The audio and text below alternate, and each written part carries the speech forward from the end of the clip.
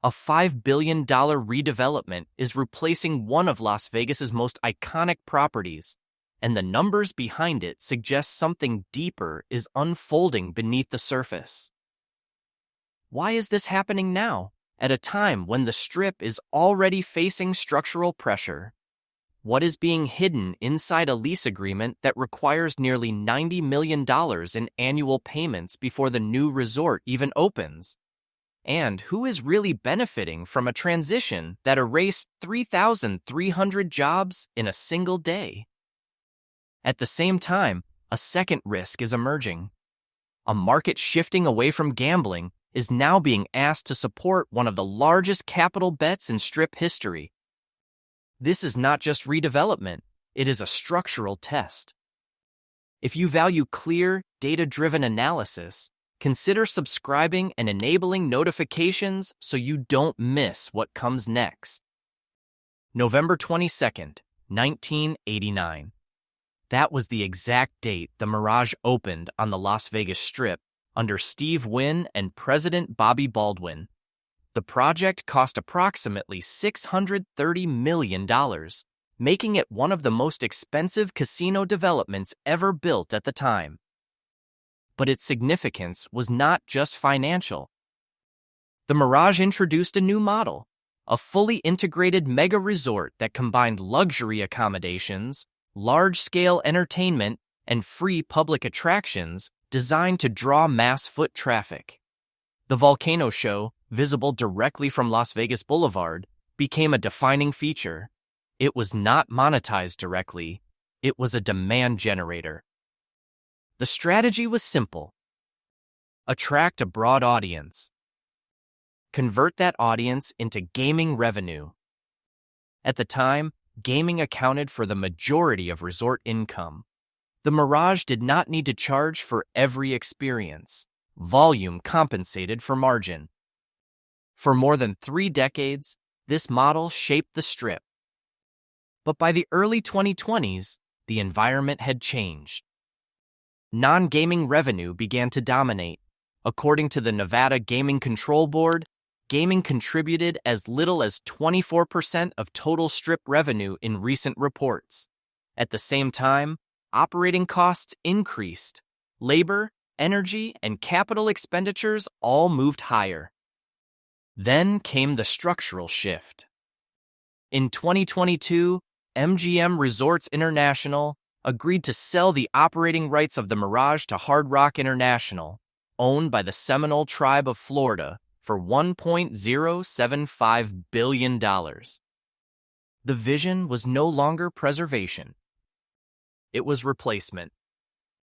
By July 17, 2024, the Mirage closed permanently. Within 37 days, the entire structure was demolished. A 35-year asset cycle ended in just over 1 month. And in its place, a new model began to take shape. One that no longer depends on accessibility, but on precision, pricing power, and capital scale. To understand the real pressure behind this project, you have to separate ownership from operations. Because the Mirage was not simply sold. It was restructured. In December 2022, MGM Resorts International transferred the operating rights of the Mirage to Seminole Tribe of Florida for $1.075 billion. But the underlying real estate was not included in that transaction. The land and physical asset are owned by VICI Properties, a real estate investment trust specializing in casino assets across the United States. This creates a split structure. VICI owns the property. Hard Rock operates the business. And the connection between the two is a long-term triple net lease. Under this structure, the operator is responsible for nearly all costs associated with the property. That includes maintenance, insurance, taxes, and most importantly, fixed rent payments. The Mirage lease is estimated at approximately $90 million annually. That obligation exists regardless of performance. It does not adjust downward if revenue declines. It does not pause during construction. And this is where the financial pressure begins to build. Because Hard Rock is not only paying rent on an asset that is currently not generating full revenue, it is also committing an additional $4 to $4.3 billion in redevelopment capital. This creates overlapping layers of obligation. Fixed lease payments, massive capital expenditure, and delayed revenue realization. At the same time, the initial acquisition price implied a valuation of roughly 7 times the Mirage's 2019 adjusted EBITDA of $154 million. For an aging asset scheduled for demolition, that multiple raised concerns among industry analysts. In effect, the operator paid a premium to enter the market, while simultaneously locking itself into long-term fixed costs before the new asset is operational. This is not a flexible structure. It is a leveraged one. And in a market where revenue drivers are shifting away from traditional gaming, that leverage becomes increasingly sensitive to performance assumptions. This is where the model begins to show its constraints. Because once these obligations are in place, they cannot easily be reduced. Only absorbed. To evaluate the risk, you have to look at the most recent performance data available before the shutdown. In 2019, the Mirage generated approximately $154 million in adjusted EBITDA. That figure became a critical benchmark in the 2022 transaction, as it anchored the valuation multiple used in the $1.075 billion operating rights deal. But by the time the property closed on July 17, 2024, the operating environment had already shifted. Post-pandemic recovery brought strong visitor volumes back to Las Vegas.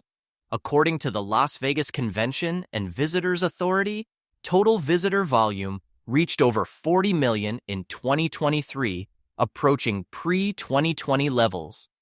Harry Reid International Airport also reported passenger traffic exceeding 57 million that same year, signaling continued demand for the destination. However, revenue composition had changed. Gaming no longer dominated. Non-gaming segments, rooms, food and beverage, entertainment, accounted for the majority of income across the Strip. This shift increased reliance on pricing power rather than volume alone. For properties like the Mirage, this created a mismatch. The asset was built under a model that prioritized accessibility and gaming-driven revenue. But the modern Strip rewards high-margin, premium experiences. While detailed 2023 segment-level performance for the Mirage was not publicly broken down in full, industry-wide trends indicate that legacy properties were under increasing pressure to compete with newer, higher-end developments. That pressure is reflected in capital decisions. Rather than reposition the asset incrementally, ownership chose full redevelopment. This suggests that the existing performance profile, even within a recovering tourism market, was not aligned with long-term expectations. In other words, the Mirage was still generating revenue, but not at the level required to justify its position on the Strip. And that gap between performance and expectation is what triggered the next phase. Because once revenue is deemed insufficient, the focus shifts from optimization to replacement. At this stage, the financial structure begins to reveal where the real pressure sits. Start with fixed obligations. The lease with VICI Properties requires roughly $90 million in annual rent. This is a triple net lease, meaning the operator also absorbs property taxes, insurance, and maintenance costs. These are not variable expenses. They do not scale down if demand weakens. They remain constant. Now layer in capital expenditure. The redevelopment budget is estimated between $4 billion and $4.3 billion.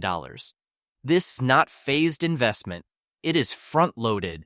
Large amounts of capital are committed before the asset begins generating full operational revenue. This creates a timing imbalance. Cash outflows begin immediately. Cash inflows are delayed. And during that gap, the structure carries both construction costs and lease obligations simultaneously. Next is operating leverage. Once the property opens, profitability will depend on maintaining high occupancy rates, strong pricing, and consistent non-gaming revenue performance. With 3,675 rooms and large-scale entertainment infrastructure, even small declines in demand can have disproportionate effects on margins. Because the cost base is fixed. And the break-even threshold is high. Then there is depreciation. A multi-billion-dollar asset depreciates over time, adding accounting pressure that further compresses reported profitability, especially in early operational years. But the most critical pressure point is structural. This entire model assumes stable or growing demand at premium price levels. It assumes visitors will absorb higher room rates, higher fees, and a fully monetized experience. And this is where early signs of stress are already visible. The removal of over 3,000 rooms from the market has increased pricing power across the Strip. At the same time, affordability concerns for both visitors and residents have intensified. Housing costs in Las Vegas have continued to rise, placing additional strain on the local workforce that supports these properties. This is not a future risk. It is a current condition. Higher costs. Higher expectations. Less margin for error. And a financial structure that cannot easily adjust downward once pressure begins to build. To understand whether this structure can hold, you have to look beyond a single property and examine the Strip as a system. Las Vegas is no longer a purely gaming-driven market. According to data from the Las Vegas Convention and Visitors Authority, visitor volume reached over 40 million in 2023, while Harry Reid International Airport handled more than 57 million passengers. Demand, at a headline level, appears strong. But the composition of that demand is changing. The Strip increasingly depends on high-spending visitors, while the local market operates under a different model, driven by repeat customers and lower price sensitivity. This creates a split dynamic between premium Strip properties and off-Strip casinos. At the same time, competition is no longer limited to physical destinations. Online gambling continues to expand across multiple U.S. states, offering convenience and lower-cost alternatives. While it does not fully replicate the Las Vegas experience, it does reduce reliance on physical casino visits for certain segments. Then there is the macro environment. Interest rates remain elevated compared to the pre-2020 period, increasing the cost of capital.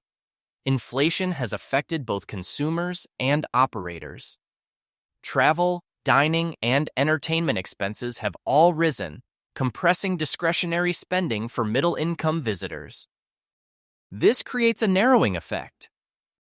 High-income segments remain active. Lower and middle segments face constraints.